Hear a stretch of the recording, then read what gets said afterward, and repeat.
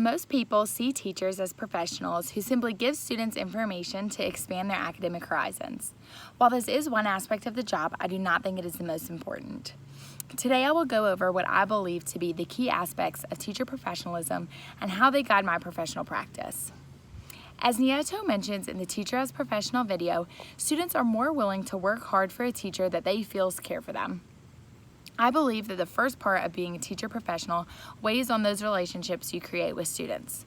It is important students know you care for them, that you'll support them, and that you want them to succeed. We as teachers should be our students' coach and cheerleader by giving them the tools they need to be successful while encouraging them and rooting for them as they grow.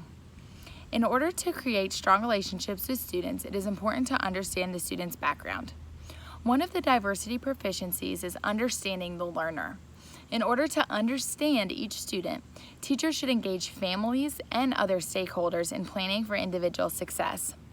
The more you connect students to who they are, the more enjoyable it is for them to learn. Sometimes we don't always know what the students are going through.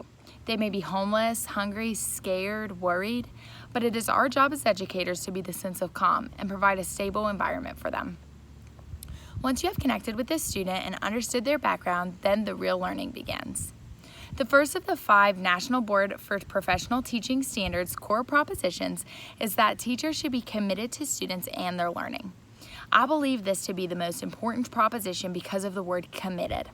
As an educator, I need to commit to each of my students and structure my teaching to provide them with appropriate and equal education. Each student learns differently, and it is the teacher's responsibility to adapt and give each student what they need. One example of commitment to students that I have personally experienced is IEP monitoring. As Haber and Sutherland mentioned in their article, teachers should monitor students' IEPs and change them if the student isn't progressing. This takes patience and tedious data collection, but it is crucial to ensure the child is benefiting from their current instruction. Commitment to the child's learning also means teachers need to be experts in their field. Another one of the core propositions is teachers should know the subject they teach and how to teach them. This may sound like common sense, but it goes deeper than meets the eye. Knowing a subject and teaching a subject are 2 entirely different things. Not only should we teach the content matter, but we should also try and develop skills in each of the students.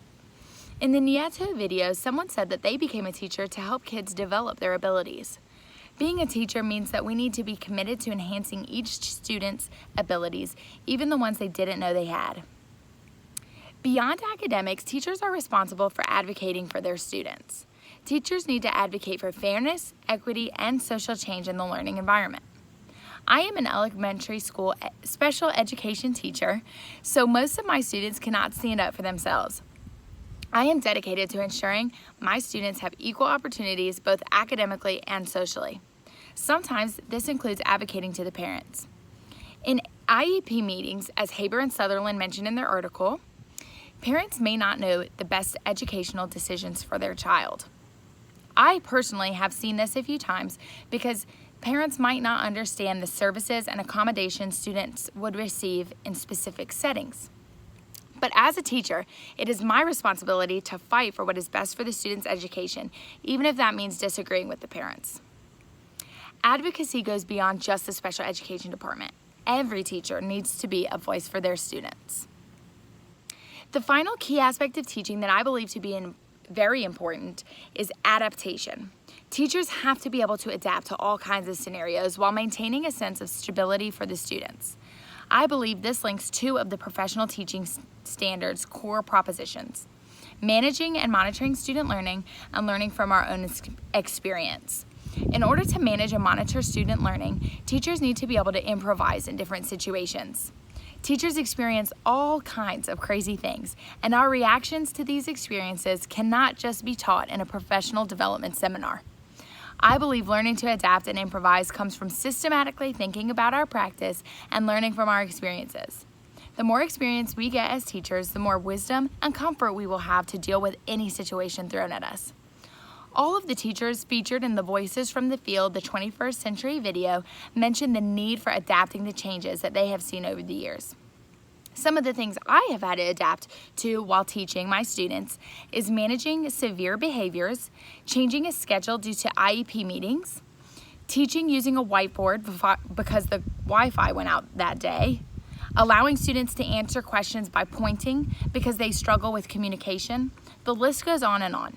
We as educators must be comfortable with change and improvise in all of these situations. Thank you so much for listening.